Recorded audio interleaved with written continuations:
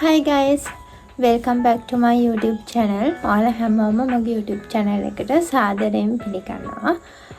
ඉතින් ඔන්න අද මම vlog එක අරන් ඉන්නේ A level වලට geography කරන නංගිලා මාලිලා වෙනුවෙන්. මම කලින් A level agri කොහොමද අපි A level agri කොට දාගන්න වැඩ කරන්නේ කොහොමද අපි ලේසියෙන් එකක් ගන්න මෙන්න මේ වගේ දේවල් vlog series එකක් විදිහට vlogs 4කින් ඔයාලට අරන් ආවා. ඒක දැකපු ගොඩක් අය මගෙන් රික්වෙස්ට් කරලා තිබ්බා ජියෝග්‍රැෆි වලටත් වැඩ කරන්න ඕන කොහොමද කියලා vlog එකක් අරගෙන ඉන්න කියලා. ඉතින් මම හිතුවා ජියෝග්‍රැෆි වලටත් ඒ vlog එක ඒ විදිහටම කරන්න. හැබැයි මේකේ හැම මට ගොඩාක් වෙනස් දේවල් කියන්න නැහැ. මොකද අපි A level වලට වැඩ කරද්දි හැම සබ්ජෙක්ට් එකටම වගේ එක විදිහටනේ වැඩ කරන්නේ. ඒ නිසා ඇග්‍රි වලට පාඩම් කරන්න කොහොමද වගේ කීව දේවල්ම තමයි ඒ හා සමාන දේවල්ම තමයි ජියෝග්‍රැෆි සම්බන්ධයෙන්ත් මට ඔයාලට කියන්න තියෙන්නේ. හැබැයි ඇග්‍රි ජියෝග්‍රැෆි කරන නංගිලා ඇග්‍රි ජියෝග්‍රැෆි කියන සබ්ජෙක්ට් දෙකම කරන නංගිලා මල්ලිලා නම් ඇග්‍රි vlog එක මේ වෙද්දි බලලා තියෙන්නේ. හැබැයි ඇග්‍රි කරන්න නැති නංගිලා මල්ලිලා හැබැයි ජියෝග්‍රැෆි කරන අය ඇග්‍රි vlog එක බලලා නැහැනේ. එතකොට එයාලා මේ ටිප්ස් මේ දේවල් දන්නේ නැහැ. ඉතින් ඒ නිසා මම හිතුවා ජියෝග්‍රැෆි වලටත් වෙනම මම vlog එකක් අරගෙන එනවා කියලා. හැබැයි මම මේක vlog series එකක් විදිහට අර විදිහට ගේන්න හිතන්නේ නැහැ. මම එක vlog එකකින් ඔයාලට ඔක්කොම කියන්න තමයි බලාපොරොත්තු වෙන්නේ. හැබැයි බැරි වෙලාවත් vlog එක දිග වුණොත් මම part 1 part 2 විදිහට parts දෙකකට වගේ upload කරන්න. හරි මම මේකෙදී මම කවුද මම A level වැඩ කරපු සබ්ජෙක්ට් කරනවද මේ වගේ දේවල් ඔයාලට හඳුන්වා දෙන්න යන්නේ නැහැ. මම ඒවා කලින් ඔයාලට කියලා තියෙනවා. ඒ නිසා කෙලින්ම සබ්ජෙක්ට් එක ගැන කතා කරන්න යන්නම්. A level වල geography ගත්තත් එහෙම ඉසෙඩ්කෝ වැඩිම සබ්ජෙක්ට් එකක් තමයි geography කියලා කියන්නේ. ඇග්‍රි වගේමයි. හැබැයි මම හිතන්නේ ඇග්‍රි වලට වැඩිය ටිකක් ඉසෙඩ්කෝ අඩුයි. හැබැයි A level arts වල සබ්ජෙක්ට්ස් ගත්තහම ඒ වගේ ඉසෙඩ්කෝ ඉහළම සබ්ජෙක්ට් එකක් තමයි මේ geography කියලා කියන්නේ. එතකොට මේ geography වලට high marks ගන්නවා කියන්නේ ඒ කියන්නේ සාමාන්‍යයෙන් 90 පන්නලා ඔයාලට මාර්ක් එකක් ගන්න පුළුවන් නම් geography වලට ඔයාලට මුල් district rank එකක් සහ high set score එකක් ගන්න පුළුවන් වෙනවා. ඒ නිසා geography වලට ලොකු focus එකක් දීලා වැඩ කරන එක ඉතාමත් වැදගත්. අපි geography paper එක ගැන කතා කරනොත් එහෙම ඔයාලට papers දෙකක් හම්බ වෙනවා part 1 part 2 විදිහට. එතකොට මේ දෙකටම පැය 3 ගානේ හම්බ වෙනවා. සම්පූර්ණ geography ගත්තාම පැය 6ක papers දෙක පැය 6ක paper එකක් තමයි ඔයාලට ලියන්න තියෙන්නේ. එතකොට පළවෙනි paper එක ගත්තොත් එහෙම ඒකේ parts 3ක් තියෙනවා. ඒකේ first part එක ගත්තොත් එහෙම MCQ තියෙන්නේ MCQ 40ක් තියෙනවා. එතකොට මේ 40ටම ඔයාලා හරි උත්තරේ සිලෙක්ට් කරන්න ඕන. ඊට පස්සේ ඒකේ second part එක ගත්තොත් එහෙම ඒකේ ප්‍රශ්න දෙකක් තියෙනවා. අනිවාර්ය ප්‍රශ්න දෙකක්. මේ ප්‍රශ්න දෙකටම ඔයාලා උත්තර ලියන්න ඕන. ඒකේ පළවෙනි ප්‍රශ්නේ තියෙන 1.50 විෂමතා සිතියමක් දීලා ඒක ආශ්‍රිතව ප්‍රශ්න 10ක් විතර අහලා තියෙනවා. ඒකට උත්තර ලියන්න ඕනේ. ඒකේ second question එක තියෙන්නේ map marking. එතකොට දීලා තියෙන places ඔයාලට map එකේ mark කරන්න තමයි තියෙන්නේ. එතකොට ඒකේ තුන්වෙනි කොටස ගත්තාම ප්‍රශ්න කිහිපයක් දීලා තියෙනවා. ඒකෙන් ප්‍රශ්න දෙකක් ඔයාලා තෝරලා ලියන්න ඕන. එතකොට මේ විදිහට පළවෙනි ප්‍රශ්න පත්‍රයට ඔයාලට ස්ට්‍රක්චර් එක හැදෙනවා සහ ඒ ඔයාලා ලියන ප්‍රමාණය අනුව ඔයාලට ලකුණු හම්බ වෙනවා. ඊළඟට දෙවෙනි ප්‍රශ්න පත්‍රය ගත්තොත් මේකත් පැය 3ක ප්‍රශ්න පත්‍රයක්. මේකේ parts දෙකක් තියෙනවා. පළවෙනි කොටස ඔයාලට තියෙන්නේ භෞතික භූගෝල විද්‍යාවෙන්. දෙවෙනි කොටස ඔයාලට තියෙන්නේ මානුෂ භූගෝල විද්‍යාවෙන්. එතකොට මේකේ එක පාර්ට් එකකට ප්‍රශ්න 4 ගානේ ඔයාලට දෙනවා සම්පූර්ණ ප්‍රශ්න 8ක්. මේකෙන් ඔයාලා ප්‍රශ්න 5ක් ලියන්න ඕනේ. අඩුම එක කොටසකින් ප්‍රශ්න දෙකක් ඇතුළත් වෙන විදිහට. ඒ කියන්නේ භෞතික භූගෝල විද්‍යාව කොටසෙන් ප්‍රශ්න දෙකකුයි මානුෂ භූගෝල විද්‍යාවකින් ප්‍රශ්න දෙක භූගෝල විද්‍යාව කොටසෙන් ප්‍රශ්න දෙකකුයි. තව එක ප්‍රශ්නයක් ඔය දෙකෙන් එකකින් තෝරගෙන ලියන්න ඕනේ. ඒ විදිහට තමයි paper එකේ structure එක හැදිලා තියෙන්නේ. එතකොට paper එකට උත්තර ලියන විදිහ ගැන මම ඉස්සරහට කතා කරන්නම්. හරි. එතකොට මේ geography සම්බන්ධයෙන් ටිප්ස් විදිහට ගත්තහම මම ඔයාලට දෙන පළවෙනි ටිප් එක සහ ඇඩ්වයිස් එක තමයි කම්ප්ලීට් නෝට් එකක් මෙයින්ටේන් කරන්න කියන එක. ජියෝග්‍රෆි වල නෝට් එක හරිම ඉම්පෝර්ටන්ට්. මොකද ජියෝග්‍රෆි වල ගත්තාම සාමාන්‍යයෙන් ඔයාලා නෝට් එකේ ලියන දේම වගේ තමයි ඔයාලට එක්සෑම් පේපර් එකේ ලියන්න වෙන්නේ.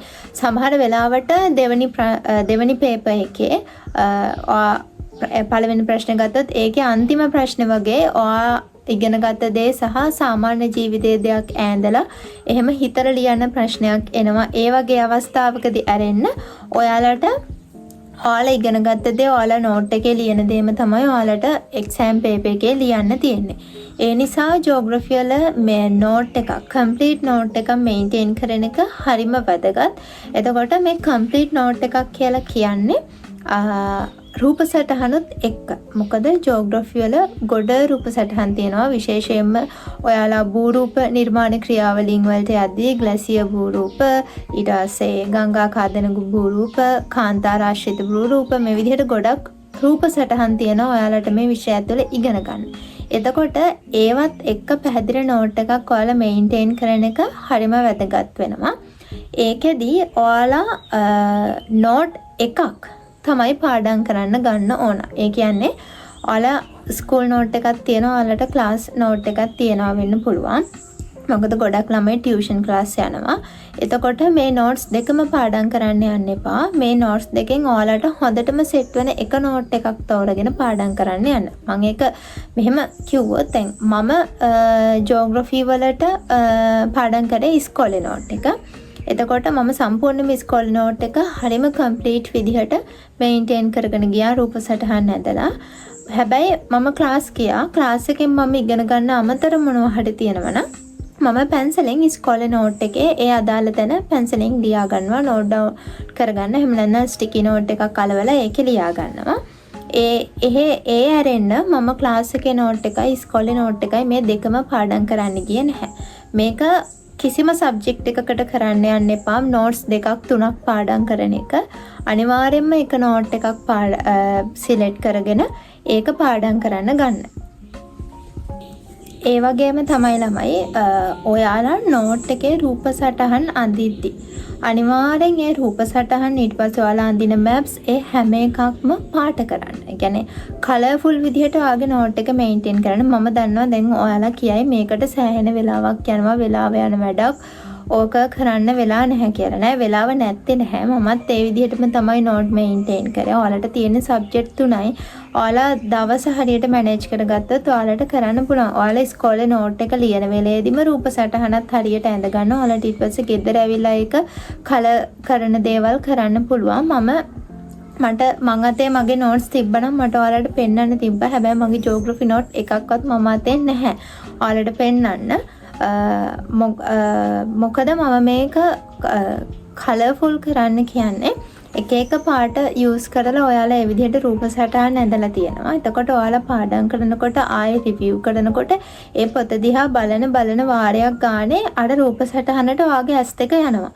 එතකොට ඒ කලර්ස් එක්කම ඒ රූප සටහන් ඔයාලගේ මනසේ තැම්පත් වෙනවා. එතකොට ඔයාලට එක්සෑම් එකට ගියාම රූප සටහන අය අමුතුවෙන් අමාරුවෙන් මතක් කරන්න දෙයක් නෑ. ප්‍රශ්න දැක්කහම ඔයා පාඩම් කරපේවා ඔයාගේ මනසට එද්දි ඔටෝමැටිකලි රූප සටහනත් ඔයාගේ මනසට එනවා. ඒ නිසා අනිවාර්යයෙන්ම ජියෝග්‍රෆි වල කම්ප්ලීට් නෝට් එකක් මෙයින්ටේන් කරනවා වගේම රූප සටහන් කලර්ෆුල් විදිහට ඇඳලා හරිම ක්ලියර් විදිහට ඔයාලගේ නෝට්බුක් එක පවත්වාගෙන යන්න. මේක මාරම වැදගත්. මේක තමයි මම පළවෙනියටම ඔයාලට දෙන ඇඩ්වයිස් එක. හරි, ඊළඟට මම ඔයාලට කියන්න යන්නේ ටියුෂන් ක්ලාසස් and schools ගැන. එතකොට දැන් මම අනිවාර්යෙන් ඔයාලට ක්ලාසස් වලට යන්න කියන්නේ නැහැ. හැබැයි ඔයාලා කැමති නම් ඔයාලට ටියුෂන් ක්ලාසස් වලට යන්න පුළුවන්. හැබැයි ඒ යද්දි ගොඩාක් මයින්ඩ්ෆුල් වෙන්න. ඔයාලට සෙට් වෙන, ඔයාලට සෙට් වෙන, යාළුවට සෙට් වෙන, ගෙදරින් කියන තව දන්න කවුරු හරි කිව්වා එහෙම ක්ලාස් එකක් නෙමෙයි. ඔයාලට සෙට් වෙන සබ්ජෙක්ට් එක හරියට උගන්වන ක්ලාස් එකක් තෝරගෙන යන්න. හැබැයි මම highly recommend කරන දෙයක් තමයි, recommend කරන දෙයක් නෙවෙයි, මම කියන දෙයක් මගේ experience එකෙන්. ඔයාලා ක්ලාස් ගියාට කමන්නේ නැහැ. අනිවාර්යයෙන්ම ඉස්කෝලේ යන්න. හැබැයි මේක එකිනෙකාට සාපේක්ෂ වෙන්න පුළුවන්. මොකද සමහර ඉස්කෝල තියෙනවා මාරම හොඳට උගන්වනවා. හැබැයි සමහර ඉස්කෝල තියෙනවා එහෙම හොඳට උගන්වන්නේ නැහැ. ටීචර්ස්ලා ඉස්කෝලේ ඉන්නේ නැහැ, සබ්ජෙක්ට් එක හරියට කවර් කරන්න එහෙම තියෙනවා. එතකොට ඒ වගේ අවස්ථාවල හැමදාම ඉස්කෝලේ ගියා කියලා වැඩක් වෙන්නේ නැහැ. එහෙම නැතු ඔයාලට ඉස්කෝලේ හරියට උගන්වනවා නම්, හරියට සබ්ජෙක්ට් එක කවර් කරනවා නම්, ටීචර්ස්ලා ඉස්කෝලේ එනවා නම් අනිවාර්යයෙන්ම හැමදාම ඉස්කෝලේ යන්න. මම එහෙම කියන්නේ මොකද ඔයාලා ක්ලාසස් යන්නේ හෝල් ක්ලාස්. ගොඩක් දෙනෙක් යන්නේ හෝල් ක්ලාස්. ළමයි 2000 3000 විතර ඉන්නවා වෙන්න පුළුවන් සමහර ක්ලාස් වල. එහෙම වෙලාවකට ඔයාලට මොකක් හරි ක්ලැරිෆයි කරගන්න දෙයක් තිබ්බොත් ඔයාලා කීයටවත් ඒ ක්ලාස් එක මැද අත උස්සලවත් නැගිටලවත් ඒ ප්‍රශ්නේ අහන්නේ නැහනේ. ඒ ප්‍රශ්නේ අහලා ඔයාලට ක්ලැරිෆයි කරගන්න තියෙන දේ ක්ලැරිෆයි කරගන්නේ නැහැ. හැබැයි ඉස්කෝලේ එහෙම නෙමෙයි. ඔයාලා ළමයි උපරිම ඉන්නේ ක්ලාස් එකක 50යිනේ. එතකොට ඒ ඉන්න 50ත් ඔයාලා හොඳටම දන්න කට්ටිය. එතකොට ඔයාලා ඉස්කෝලේ හැමදාම යනවා කියලා කියන්නේ එදිනෙදා ඔයාලගේ ඔළුවට පාඩම් වල කොටස ගන්න යනවා. එතකොට ඒ එදිනෙදා ඔයාලගේ ඔළුවට යන පාඩම් කොටස මොනවාම හරි ඔයාලට තේරෙන්නේ නැති දෙයක් තියෙනම් බය නැතුව ඔයාලගේ ටීචර්ගෙන් ඔයාලට අහන්න පුළුවන්. අඩුම ක්ලාස් එක මේ මැද අහන්න බෑ නම් පීරියඩ් එක ඉවරුනහම ටීචර් ළඟට ගිහිල්ලා හරි ඔයාලට ඒක අහලා ක්ලැරිෆයි කරගන්න පුළුවන්. ඒ වගේම තමයි ඔයාලගේ නෝට් එකේ මොන හරි අඩුපාඩු තියෙනවා නම් ඒවා හරියට කම්ප්ලීට් කරගන්න පුළුවන්. ඒ නිසා මම කියන්නේ අනිවාර්යෙන් හැමදාම ඉස්කෝලේ යන්න කියන එක. මෙන්න මේ හේතුව නිසා. හැබැයි අර වගේ ඉස්කෝලවල හරියට උගන්වන්නේ නැත්නම් ඔයාලට ඊට ගැලපෙන විසඳුමක් ගන්න පුළුවන්. හරි ළමයි, දැන් මම ඔයාලට කියන්න යන්නේ ජෝග්‍රෆි පාඩම් කරන්න ඕනේ කොහොමද කියන එක. මේක ජෝග්‍රෆි විතරක් නෙවෙයි අනිත් ඕනෙම සබ්ජෙක්ට් එකකට මේක අදාළ වෙනවා. එතකොට මේක මම මේ ටිප්ස් මම මගේ ස්ටඩි ව්ලොග්ස් වල සැරින් සැරේට ඔයාලට කියලා ඇති. හැබැයි මේකේ එකට ගොනු කරන්න ඕන නිසා මම මේ ටික ආයෙමත් ඔයාලත් එක්ක ෂෙයා කරගන්නම්. එතකොට මම කලින් කිව්වා ඔයාලට එක නෝට් එකක් පාඩම් කරන්න තෝරගන්න කියන එක. ඒක මම ආයෙ එක්ස්ප්ලেইন කරන්න යන්නේ නැහැ. ඊළඟට ඔයාලා හැමදාම කියන්නේ එදිනෙදා ඒ පාඩම් වැඩ ටික ඉවර කරන. දැන් ඔයාලා ඉස්කෝලේ නෝට් එක නම් පාඩම් කරන්නේ අනිවාර්යයෙන්ම ඔයාලට හැමදාම පාඩම් කරන්න කොටසක් තියෙනවා. මොකද හැමදාම ඉස්කෝලේ සබ්ජෙක්ට් එක උගන්වන නිසා. එතකොට ඒ එදිනෙදාට පාඩම් කරන්න තියෙන කොටස එදිනෙදා පාඩම් ඒ දවස් ඇතුළත පාඩම් කරලා අනිවාර්යයෙන්ම ඉවර කරන්න. හරිද? දැන් ඒ කියන්නේ දැන් හිතමුකෝ ග්ලැසියර් ඛාදනය ගැන ඔයාලට අද දවසේ ඉගෙනුවා. ඉස්කෝලේ ඉගෙනුවා.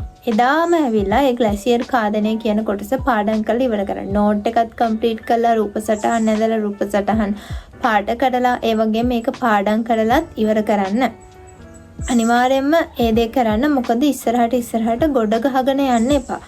සමහර කට්ටිය ඉන්නවා සතියේ මේවා වීකෙන්ඩ් එකේ පාඩම් කරනවා එහෙම හිතාගෙන ඒ වගේ දේවල් කරන්න එපා. හැමුණොත් වෙන්නේ සබ්ජෙක්ට් එකේ තියෙන ලෙසන්ස් එකින් එක ගොඩ ගැහෙන එක විතරයි.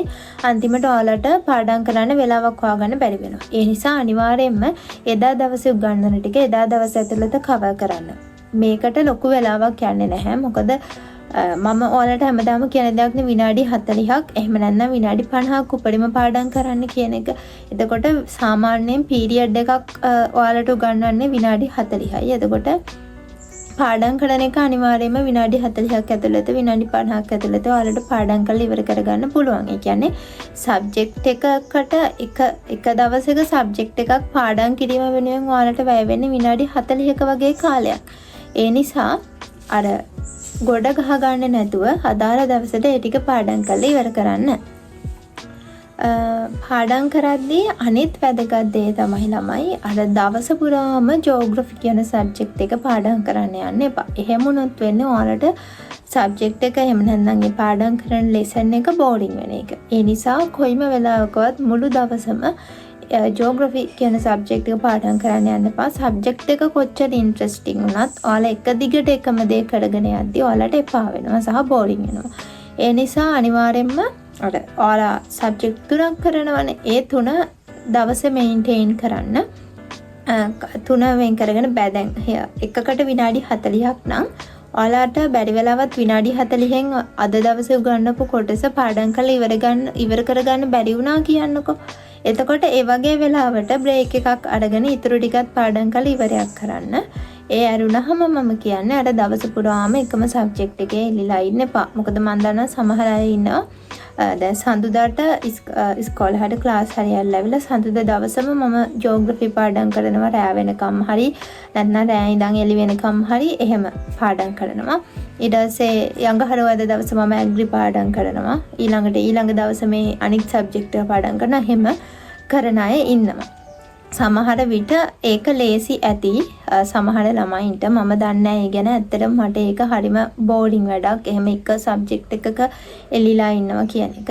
ඒ නිසා සහ අර ඕනෙම දෙයක් අර ලිමිට් එකක් තියෙනවනේ ඔලුවට දාගන්න පුළුවන්. එකම වගේ දේවල් ඔලුවට යනකොට මම හිතන්නේ නැහැ ඒක හොඳට අපේ මනසට ධාරණය වෙනවා කියලා. ඒ නිසා අනිවාර්යෙන් අර මම රෙකමන්ඩ් කරන දෙයක් තමයි එකම සබ්ජෙක්ට් එක ලොකු කාලයක් පාඩම් කරන්න එපා කියන එක. මුළු දවසම පාඩම් කරන්න එපා කියන එක. ඊළඟට පාඩම් කිරීම සම්බන්ධව වැදගත් දේ තමයි ඔයාලා පාඩම් කරන වෙලාව සහ පාඩම් කරන ක්‍රමය. මේ විදිහ ඔයාලා හොයාගෙන ඇති මට මේ වෙලාවට පාඩම් කරාම තමයි හොඳට මොළුවට යන්නේ. මට මේ ක්‍රමෙන් පාඩම් කරාම තමයි හොඳටම මම පාඩම් කරන කරුණු මගේ මතකයේ තැම්පත් වෙලා තියෙන්නේ කියලා. ඒ විදිහට ඔයාලා හොයාගත්ත වෙලාවට ඔයාලා හොයාගත්ත ක්‍රමය ඔයාලට දිගටම ෆලෝ කරගෙන යන්න පුළුවන්. මොකද පාඩම් කරන විදිය සහ පාඩම් කරන වෙලාවල් එකිනෙකාට වෙනස් වෙන නිසා. මම හැමදාම කියනා වගේ මම එදා ඉඳන්ම යූස් කරන්නේ ටීචිං මෙතඩ් එක. මම ඒ විදිහට තමයි දිගටම පාඩම් කරන්නේ. හැබැයි ඔයාලා මොන විදිහට පාඩම් කරත් most important දේ තමයි කටපාඩම් කරන්න යන්න එපා. මේ කටපාඩම් කෙරෙල්ල ගොඩක් වෙලාවට ජියෝග්‍රැෆි පාඩම් කරන ළමයි කරනවා. මොකද මම අර කලින් කිව්වා වගේ ඔයාලා ඉගෙන ගන්න දේමයි, ඒ කියන්නේ ඔයාලා නෝට් එකේ ලියන දේමයි ඔයාලට අනිත් පැත්තට පේපර් එකට ලියන්න එන්නේ. අර ගොඩක් වෙලාවට ඔයාලට හිතලා ලියන්න එනවා අඩුයි ජියෝග්‍රැෆි වල. ඒ නිසා ඔයාලා කරන්නේ අර නෝට් එකේ ඔයාලා ලියලා තියෙන අකුරක් නෑර කටපාඩම් කරලා ඔයාලගේ ඔළුවට දාගන්න එක. ඒක කොයිම වෙලේකවත් කරන්න එපා. ඒ කියන්නේ ඔයාලා එහෙම කටපාඩම් කරලා පේපර් එකට ලියලත් ඔයාලට හොඳට ලකුණු ගන්න පුළුවන්. කිසිම ප්‍රශ්නයක් නැහැ. මොකද ඔයාලා පාඩම් කරන දේම අනිත් පැත්තට පේපර් එකේ අහන නිසා. හැබැයි ඒක ඔයාලට කවදා හරි කැම්පස් එකට ගිහලා වැඩ කරද්දී එහෙම නැත්නම් ඔයාලා සමාජයේ මොනවා හරි වැඩක් කරද්දී ඔයාලට ඒක අර ගොඩක් අවාසි වෙනවා. ඔයාලට හිතන්න බැරි වෙනවා. ඒ නිසා තමයි කටපාඩම් කරන්න එපා කියලා කියන්නේ. එතකොට ඔයාලා පාඩම් කරද්දී අර වෙන දේ විතරක් ඔළුවට දාගන්න. දැන් හිතමුකෝ භූරූප කියලා ග්‍රැසිය භූරූපවල සර්ක් කියන භූරූපේ ගත්තාම එතකොට ඒක හැදෙන්නේ කොහොමද? ඒකේ විදි මේ හැම එකක්ම නෝට් එකකින් දෙනවනේ.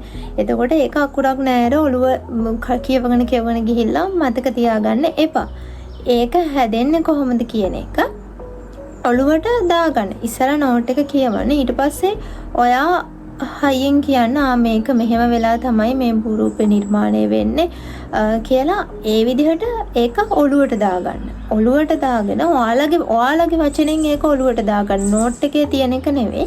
එකල පේපර් එකට ලියද්දී ඔයාලගේ අර වචනෙන් ඔළුවට දාගත්ත එක ලිඛිත භාෂාවට හරවලා පේපර් එකේ ලියන්න. අන්න ඒ විදිහට පාඩම් කරන්න කොයිම වෙලාවකවත් නෝට් එක කටපාඩම් කරලා මතක තියාගන්න යන්න එපා. අනිත් දේ තමයි පාඩම් කරද්දී අනිවාර්යයෙන්ම රූප සටහන් අඳින ගමන් පාඩම් කරන්න. මම ඔයාලට කිව්ව නෝට් එක මේන්ටේන් කරද්දී රූප සටහන් අඳින්න කියලා. එතකොට ඒ රූප සටහන් අහවව අඳින්න. හොඳම දේ තමයි ඔයාලට චූටි වයිට් බෝඩ් එකක් හරි බ්ලැක් බෝඩ් එකක් හරි වගේ ගන්න පුළුවන් නම් අර පොඩි වයිට් බෝඩ්ස් එහෙම තියෙනවා. ඒක ලොකු ගාණක් නැහැ. ඒ වයිට් බෝඩ් එකක් වගේ අරගෙන ඔයාලා පාඩම් කරන තැන එහා පැත්තේ එල්ලගෙන ඔයාලා පාඩම් කරන ගමන් භූරූපේ අඳින්න. මතකෙන් හඳින්න. එතකොට ඔයාලගේ ඔළුවට ඒක යනවා සහ කොටස් නම් කරන දේවලුත් ඒ විදිහට නම් කරගෙනම යන්න. එතකොට රූප සටහනයි අදාළේ තියරි එකයි වෙන්නේ මොකක්ද කියන එකයි ඔයාලගේ ඔළුවට හොඳටම යනවා. ඊළඟට වැදගත් දේ තමයි රිවිව් කරන එක. ඔයාලා එක සැරයක් පාඩම් කරාට කොයිම වෙලාවකවත් ඔයාලගේ ස්ථීර මතකයට යන්නේ නැහැ ඔයාලා පාඩම් කරන දේ. අහපව් ඔයාලා මේ පාඩම් කරපු දේවල් රිවිව් කරන්න ඕනේ. ඔයාලගේ හොඳට මතකයේ තියෙන්න නෑ. ඒ කියන්නේ ඔයාලා අද පාඩම් කරපු කොටස ඔයාලා කොච්චර හොඳට රූප සටහන් ඇඳලා එක්ස්ප්ලেইন කරලා ඔළුවට දාගත්තත් ඔයාලා එක්සෑම් එක ලියන්නේ තව මාස 2-3කින් ඔයාලා ටර්ම් ටෙස්ට් එකක් ලියනවා කියලා කියමුකෝ. ඒකට ගියාම ඔයාලට ඒ පාඩම් කරපු එක මතක නැහැ. සම්පූර්ණයෙන්ම මතක නැහැ. ඒ නිසා මේ අහපව් රිවිවින් කියන එක රිවයිස් කිරීම කියන එක අනිවාර්යයෙන්ම කරන්න ඕන දෙයක්. මම මේ මෙතඩ් එක තමයි මම මේ කියන්න යන මෙතඩ් එක තමයි මම ඉස්සර ඉඳලම යූස් කරන්නේ. මම ඒක ඇග්‍රි ව්ලොග් එකෙත් කිව්වා. මම ඒ ඇරෙන්න රිවිව් කරන්න හොඳ ක්‍රමයක් ඇත්තටම දන්නේ නැහැ. ඒ තමයි දවස් 2-2කට ඔයාලා පාඩම් කරපු එක රිවිව් කරන එක. ඒ කියන්නේ අද ඔයාලා පාඩම් කරා නම් අද අපි හිතමු අද 16 නම් අද පාඩම් කරන එක කොටසක්. ඒ පාඩම් කරපු කොටස ඔයා අහපව රිවිව් කරනවා 17 18 කියන දවස් දෙක අතෑරලා 19 වෙනිදා. ඊට පස්සේ අහපව ඒ කොටසම අහපව රිවිව් කරනවා 20 21 කියන දවස් දෙක අත ඇරලා 22 වෙනිදා. මේ විදිහට දවස් 2-2 අතෑරලා 3 වෙනි දවස් 3-3ට ඔයාලා රිවිව් කරන්න ඕනේ 8 සැරයක්. මේක ටිකක් අමාරුයි. හැබැයි මේ විදිහ තමයි මම දන්න හොඳම විදිය රිවිව් කරන්න. ඒ විදිහට දවස් 3-3ට 8 සැරයක් රිවිව් කරාට පස්සේ ඔයාලා පාඩම් කරන දේවල් ඔයාලගේ ස්ථීර මතකෙට යනවා. ඊට පස්සේ ඔයාලා එක්සෑම් එකක් ලඟ වෙලා නෝට් එක නිකන් උඩින් පල්ලෙන් කියවන් ගියාම ඔයාලට මොනවා හරි අමතක වෙලා තියෙනම් ඒක ආපහු ඔළුවට එනවා. ඒක ඊටාම වැදගත් රිවිව් කරන එක. ඔයාලා මීට අමතරව මොකක් හරි රිවිව් කරන්න ක්‍රමයක් දන්නවනම් ඒක යූස්ෆුල් නම් ඒ විදිහට ඔයාලට ඒක දිගටම කරගෙන යන්න පුළුවන්. ඒ වගේම තමයි ඒක අනිත් අයටත් දැනගන්න යටින් කමෙන්ට් එකකුත් දාගෙන යන්න. මොකද මම දන්න එකම ක්‍රමෙත් මේක තමයි රිවිව් කරන්න හොඳම ක්‍රමයක් විදිහට. හරි ළමයි. අනික් වැදගත් මේක මේ ජෝග්‍රෆි වල පාඩම් කරද්දී ගොඩ ළමයි කරන දෙයක්. මොකද ජෝග්‍රෆි පේපර් එකේ ප්‍රශ්න එන්නේ එක පාඩමකින් එක ප්‍රශ්නයක් විදියට එක පාඩමකින් සම්පූර්ණයෙන්ම එක ප්‍රශ්නයක්. මේ විදියට එන්නේ. එතකොට ළමයි කරන්නේ පාඩම් අතාරිනවා. මේ පාඩමෙන් ආවොත් මම ලියන්නේ නැහැ කියලා අතාරිනවා. ලේසි ඔයාලට ලේසි පාඩම් ටික විතරක් ඔයාලා හොඳට පාඩම් කරගන්න. අනිත් ඒවා පාඩම් කරන්නේ නැහැ. ඒක කොයිම වෙලාවකවත් කරන්න එපා. මම දන්නවා ඔයාලට අමාරු පාඩම් තියෙනවා. හැබැයි ඒකත් අමාරුවෙන් හරි ඔයාලගේ ඔළුවට දාගන්න. මොකද හිතන්නකෝ අපිට පේපර් එක ඇත්තටම 100% ක්‍රෙඩිට් කරන්න බෑනේ. සමහර වෙලාවට ඔයාලා ඒ විදිහට අතෑඩලා පාඩම් නොකරම යන පාඩම් කිහිපයක් තියෙනවා කියනකො ඒ පාඩම් කිහිපෙම පේපර් එකට ඇවිල්ලා තිබ්බොත් ඔයාලා මොකද කරන්නේ? ඔයාලා සෑහෙන්න හිර වෙනවට පේපර් එක ලියා ගන්න බැරි වෙනවා. ඒ නිසා ඔයාලට සිලබස් එකේ තියෙන හැම පාඩමක්ම ඔයාලා හරියට පාඩම් කරගන්න. ඔයාලට පාඩම අමාරුයි නම් ඒක අර ඔයාලට ලේසි පාඩම් වගේ ඔළුවට යන එකක් නැහැ. කමක් නැහැ. හැබැයි ඔයාලා පාඩම් කරගන්න. අඩුම ගානේ පාඩමෙන් ටිකක් හරි ඔයාලට ඔළුවට ගිහින් තියාර වගේ අවස්ථාවක් ආවොත් ප්‍රශ්නේ කොහොම හරි ඔයාලට ගැට ගහලා උත්තරයක් ලියා ගන්න පුළුවන් වෙනවා. ඒ නිසා පාඩම් කොයි වෙලාවකවත් අතාරින්න එපා අමාරුයි කියලා. මොකද ගොඩක් ළමයි මේක කරනවා. මොකද විශේෂයෙන්ම දෙවෙනි පේපර් එකට යද්දී භෞතික භූගෝල විද්‍යාව, මනුෂ්‍ය භූගෝල විද්‍යාව කොටස් දෙකකට බෙදලා ඒකෙත් ඔයාලා එක පාර්ට් එකකට ප්‍රශ්න 4යි දෙන්නේ. එතකොට ඔයාලා මේකෙන් එන්නේ නැති වෙයි ගිය අවුරුද්ද ඇවිල්ලා තිබ්බා. හින්දා මම මේක අතාරින හැම අතාරින අවස්ථා වැඩි. එහෙම තියෙනවා ළමයි කරනවා. එහෙම කරන්න එපා කොයිම වෙලාවකවත්. අර මං කියවගේ අවස්ථාවක් ආවොත් එහෙම ඔයාලා සෑහෙන්න හිර වෙන නිසා. ඒ වගේම තමයි ඔයාලට ස්ටැට් පාර්ට් එකක් තියෙනවනේ. ස්ටැට් පාර්ට් එකක් තියෙන ඒ වගේම ප්‍රස්තාර තියෙනවා. සමහර ළමයි මේකට ගොඩක් ફોකස් කරන්නේ නැහැ. මොකද ඔයාලා හිතනවා මේ GIS GPS RS සම්බන්ධව ප්‍රශ්නයක් එනවනේ. ඒ ප්‍රශ්නේ අනිවාර්යෙන් ඒකට උත්තරේ ලියනවා. ඒ නිසා මේ අර දෙකට ලොකුවට ફોකස් කරන්නේ නැහැ. එහෙම කරන්න එපා. මොකද මට මතකයි එක සැරේකේ GIS GPS RS සම්බන්ධ පාඩමෙන් ප්‍රශ්නයක් නැතුව ප්‍රස්තාරයි ස්ටැටුයි විතරක් ඇවිල්ලා තිබ්බා. එක අවුරුද්දක මට හරියටම අවුරුද්ද මොකද්ද මතක නැහැ. මං පාස් පේපර්ස් කරද්දි මට ඒක හම්බුනේ. එතකොට ඒ වගේ අවස්ථා වෙන්න පුළුවන්. ඒ නිසා කොයිම වෙලාවකවත් පාඩම් අමාරුයි කියලා පාඩම් නොකර තැරලා දාන්න එපා. එහෙම වුණොත් ඔයාලා එක්සෑම් එකේදී අමාරුවේ වැටෙන්න පුළුවන්. අමාරු පාඩම් තියෙනවා නම් ඔයාලට පුළුවන් යාළුවෙක්ගෙන් උදව් ගන්න. හැම කෙනාට මේ පාඩම බෑ වෙන්නේ නැහැනේ, අමාරු වෙන්නේ නැහැනේ. ඒ පාඩම හොඳටම දන්න ඔයාගේ යාළුවෙක් එක්ක ඔයාලට වැඩ කරලා ඒ යාළුවගෙන් ඒ පාඩම අහගන්න පුළුවන්. එහෙම නැත්නම් ඔයාලගේ ටීචර්ස්ලා ඔයාලට ගොඩක් හෙල්ප්ෆුල් නම් ටීචර්ස්ලා හොඳයි නම් ඒ ටීචර්ස්ලා ගාවට ගිහිල්ලාම අය ඔයාලට ඒ පාඩම ක්ලැරිෆයි කරගන්න පුළුවන්. ඒ නිසා එහෙම කරගෙන හරි පාඩමක් කොහොම හරි ඔලුවට දාගන්න. ඒ ඇරෙන්න පාඩම අතහැරලා යනවා කියන එක හොඳ විකල්පයක් නෙවෙයි. හරි. දැන් මම එන්නේ අවසාන කාරණේ ගැන කතා කරන්න. ඒ තමයි papers කරන එක. past papers or model papers or එහෙම නැත්නම් කලින් term test වල papers. so මේ මොනවා හරි papers කරන එක මාරම වැදගත්. ඕනම subject එකකට ඔයාලා A level වලට face කරන්න ඉන්න ළමෙක් නම් past papers කියන එක හරිම වැදගත් දෙයක්. මොකද past papers කරපුවාම තමයි ඔයාලට practice එක හම්බ වෙන්නේ. ඔයාලා කොච්චර පාඩම් කරලා තිබ්බත් ඔයාලට subject එකේ content එක කොච්චර පුළුවන් වුණත් ඔයාලට හොඳ mark එකක් ගන්න බෑ. හොඳ ලකුණකට යන්න බෑ. ඔයාලා හරියට paper එකට උත්තරේ ලියන්න දන්නේ නැත්නම් paper එකේ අහලා තියෙන ප්‍රශ්න වලට හරියට ඔයාලට උත්තරේ ලියන්න බැයි නම් ඔයාලට හරියට time එක manage කරගන්න බැයි නම් ඔයාලා කොච්චර පාඩම් කරලා තිබුණත් වැඩක් වෙන්නේ නැහැ. ඒ නිසා මේ practice එක ගන්න නම් ඔයාලා අනිවාර්යයෙන්ම papers කරන්න ඕන. එතකොට මම නම් ගොඩක් කලාවට past papers තමයි කරේ. model papers සාමාන්‍යයෙන් term test එකක් වගේ ලඟ වෙලා කළොත් ඇරෙන්න මම ගොඩක් දුරට past papers තමයි කරේ. master guide එකේ past paper book එක අරගෙන ඒක තමයි කරේ. එතකොට ඔයාලා papers කරද්දී පළවෙනිම දේ තමයි ඔයාලගේ පාඩමක් ඉවර වෙද්දී ඔයාලා ඒ පාඩමට අදාළ past papers ඔක්කොම කරලා ඉවර කරන්න. ඒ කියන්නේ ඔයාලගේ පළවෙනි පාඩම ඔයාලගේ ඉස්කෝලේ ඔයාලා පාඩම් කරන ඉස්කෝලේ නෝට් එක නම් ඔයාලා පාඩම් කරලා ඉවර වෙද්දී ඒ පාඩම ඉස්කෝලේ කරලා ඉවර වෙද්දී ඔයා ඒ අදාළ පාඩමට අදාළ හැම past paper ප්‍රශ්නයකටම උත්තර ලියන්න. එතකොට ඒ උත්තර ලියලා අනිවාර්යයෙන්ම ඒක ඔයාලගේ ටීචර් කෙනෙකුට පෙන්නලා ඒක මාක් කරගන්න. මේක මේ අර සමහර ළමයි ඉන්නවා මේ එක්සෑම් එක ලඟ වෙලා papers කරන්නම් කියලා ඉන්නවා. එහෙම කරන්න එපා. හැමොනොත් ඔයාලට time manage කරගන්න කාලයක් නැති වෙනවා. ඒ නිසා අනිවාර්යයෙන්ම පාඩමක් ඉවර වෙන ගානේ ඔයාලා ඒ පාඩමට අදාළ past papers වලට උත්තර ලියන්න. එතකොට ඒ ලියලා ටීචර්ස්ලාට පෙන්නලා මාක්ස් අරගෙන ඊළඟට ඒක එක සැරයක් විතරක් ලියලා නවත්තන්න එපා. ඔයාලට පුළුවන් හැම වෙලේම ඔයාලා past papers කරන්න. මොකද ප්‍රැක්ටිස් එක වැඩි වෙන තරමට ඔයාලට හොඳට ලියා ගන්න පුළුවන් වෙන හැකියාව වැඩි වෙනවා. ඒ නිසා දැන් ඔයාලා ටීචර්ස්ලාට පෙන්වුවාට පස්සේ එයාලා පෙන්නනවනේ අඩුපාඩු මේක මෙහෙම වෙනස් වෙන්න ඕනේ. මේක මෙතන ලියලා තියෙනවා වැරදි. මේක මෙතන එක්ස්ප්ලেইন කරලා තියෙනවා වැරදි. එහෙම නැත්නම් මේකේ එක්ස්ප්ලනේෂන් එක ගොඩක් වැඩි. නැත්නම් මේකේ එක්ස්ප්ලනේෂන් එක මදි. මේ විදිහට ඔයාලට අඩුපාඩු පෙන්නනවනේ. ඒ ඊළඟ සැරේ ඒ past paper එකේ ප්‍රශ්න යද්දී ඒ අඩුපාඩු හදාගෙන හපව් ඒ විදිහට උත්තර ලියන්න ලියලා ඒකත් අදාළ ගුරුවරයාට ගිහිල්ලා පෙන්නලා ලකුණු කරගන්න. එතකොට past papers කරද්දී අනිත් වැදගත්ගේ තමයි time management කියන එක. අනිවාර්යයෙන්ම ලියන පළවෙනි ප්‍රශ්නේ ඉඳලා ඔයාලා time එකට ලියන්න ඕන. ඒ කියන්නේ අපි හිතමු ජියෝග්‍රැෆි වල දෙවෙනි පේපර් එක ගත්තොත් ඒකේ පැය 3යි ප්‍රශ්න 5ක් තමයි ලියන්න තියෙන්නේ. සාමාන්‍යයෙන් ඔයාලට උඩරිම එක ප්‍රශ්නයකට ගන්න පුළුවන් වෙන්නේ විනාඩි 35ක් වගේ කාලයක්.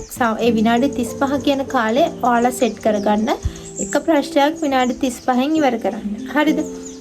ඔයාලට පළවෙනි වතාවේ විනාඩි 35න් එක ඉවර කරන්න බැරි වෙන්න පුළුවන්. හැබැයි කමක් නැහැ. අර ප්‍රැක්ටිස් වෙන්න ඔයාලට ටයිම් එක හරියට මැනේජ් කරගන්න පුළුවන් වෙනවා. ඒ නිසා අනිවාර්යයෙන්ම ලියන පළවෙනි ප්‍රශ්නේ ඉඳලා ටයිම් එක තියාගෙන ටයිම් එකට ප්‍රශ්න වලට උත්තර ලියන්න පුරුදු වෙන්න.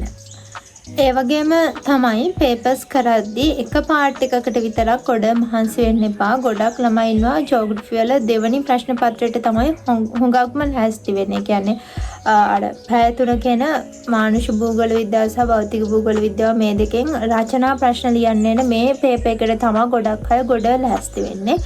එහෙම එකකට ලොකු පුෂ් එකක් දෙන්න එපා. papers දෙකම බැලන්ස් කරන්න. ඔයාලට හොඳ ලකුණු ප්‍රමාණයකට යන්න ඔයාලගේ MCQ ප්‍රමාණය වැදගත්.